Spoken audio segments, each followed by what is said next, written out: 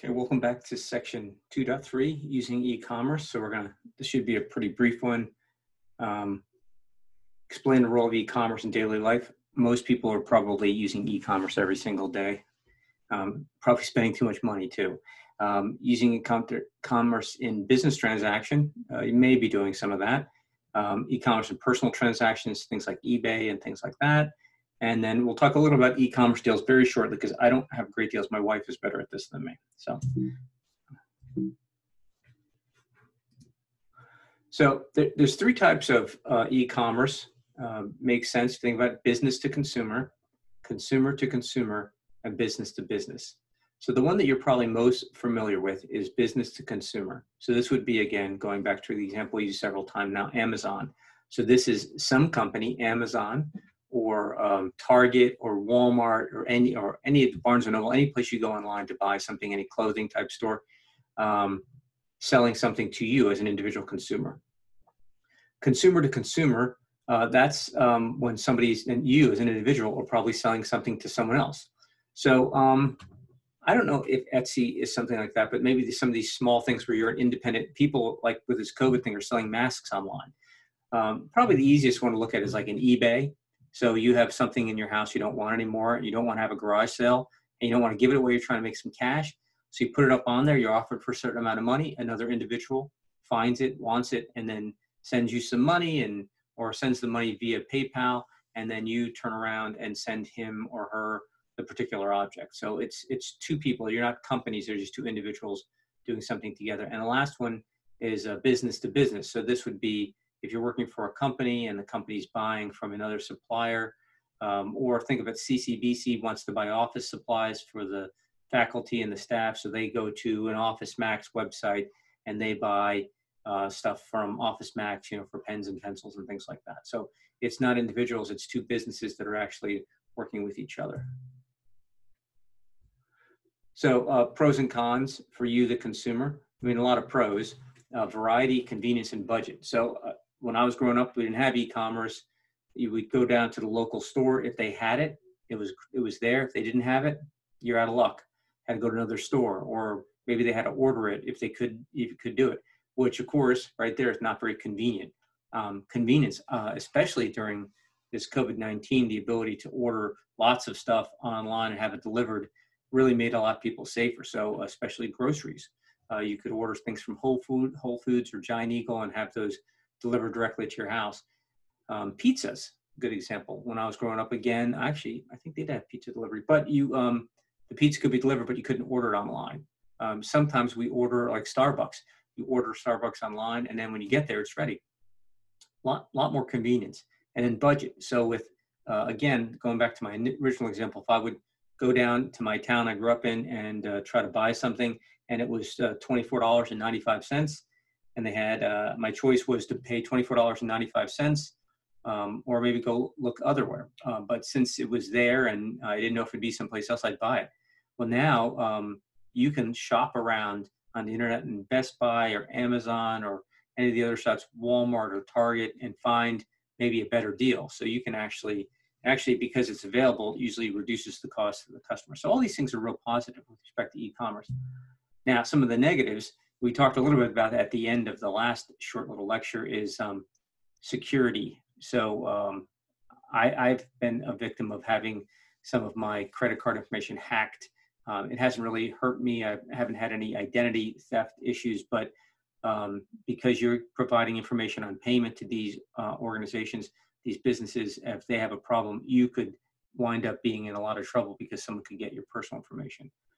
Fraud, we tried to get some sneakers, and we tried to buy them cheaply, and we went through an organization, found out it was based in China. It wasn't really the most upright organization. We got some sneakers. The sneakers weren't really all that great, but there was no phone number to call to return it. And so we ended up having some sneakers that cost us amount of money, but it was just kind of unfortunate. Now there's much more difficulty things with fraud, where you could go to a website and think you're on the right website, type in information like your credit card information, have that stolen. A lot worse than that. And then indirect experience. So you're not really getting the ability to to work. You know, you can't touch things, you can't try things on. So you're going to end up in a situation where maybe you order something and it doesn't fit very well. It just makes it a little bit more, sometimes more difficult. So I actually, ironically, I think what some people do is they go into a store, they look at a book or they look at a piece of clothing, then they'll come home and they'll shop around the internet and try to find it for a better price. So sometimes you can kind of find ways around that, but having a store sometimes a lot more useful, especially if you want to, especially with larger purchases. A lot of people buy cars online.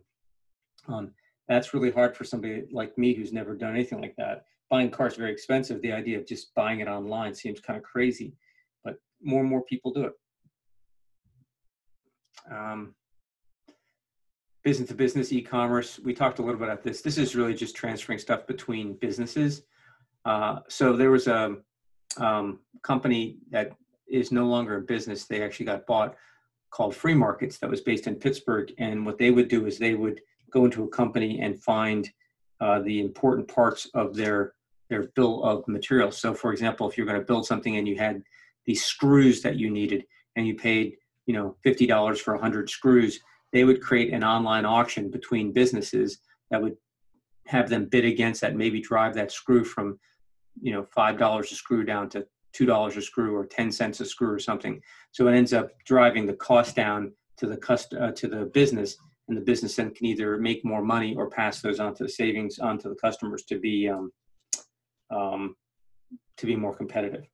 So business to business e-commerce, until you get a job, if you're working in like a purchasing department or something that's building and manufacturing, you might not do too much of this, but just remember that it's two companies that are doing business. We talked about this e-retail thing a little bit with Amazon. So again, storefronts. So again, if I go back to our favorite Amazon, here's your storefront. You can go and either select specific groups here, or here are the things that. So if you go to supermarkets, they have this thing called end caps. So based on what I've looked at, apparently I bought this thing to fix my door, and my son bought these blue lights, and we bought a guitar amp, and we're worried about, kind of keeping our dog's ears clean. They know what I bought. So they're actually putting this stuff out front. And then they're putting other things that they think I might be interested in. So clearly my kids play a lot of video games. I was looking at this before to show you the previous example. So now they've put a lot of pictures on that in there. They, of course, Amazon is everything in terms of also media and things like that too, Kindles and things. So this is their storefront. Cookies. You probably see a lot about, we use cookies on this site. Cookies just kind of keep track. So when I leave this site and come back to this site, it remembers that, hey, this is Greg. It remembers what I looked at. Remember we looked at this just in a couple lectures ago, and it remembered. So put it back in there. So it's way keeping track. So it's like when you walk into Starbucks and they go, good morning, and they give you your name, or they go, hey, I know what your drink is. It just makes you feel a little bit like, hey, this website knows me. It makes me feel better about it. So it's just efficient for them. It's a better way to market to you. And then finally on this piece, it just secure. So again, we talked about security once or twice now. 3D security, just is for credit card processing. And then this other one, transport layer security, does work with encryption. So one of the big things that people are very concerned about in the e-commerce piece is making it feel safe and secure. So if every time you bought something at Amazon, they stole your credit card information or started taking money out of your bank, no matter how convenient or how enjoyable it might be, you're not going to do it again. So I'll use the COVID-19. It's right now there's a lot of emphasis on the COVID-19 about making you feel safe and secure to come into a store. If you thought, well, if I go into this store, I might die or get this particular illness and which I could die from or make other people sick, I would not go in. But if you wear the mask and you go in there and people are staying far apart and they have, you walk certain ways and they're keeping it safe and they're sanitizing the carts, you'll feel secure and you'll go in. So this is the same thing. They use this type of software, this 3D secure protocol and the TLS in order to make you feel that, hey, if I buy something on this website, my information is not going to be compromised. I can put safety aside and I can enjoy the experience of shopping here. Okay, that's it for e-commerce. 2 more to go for this module. We'll be back with those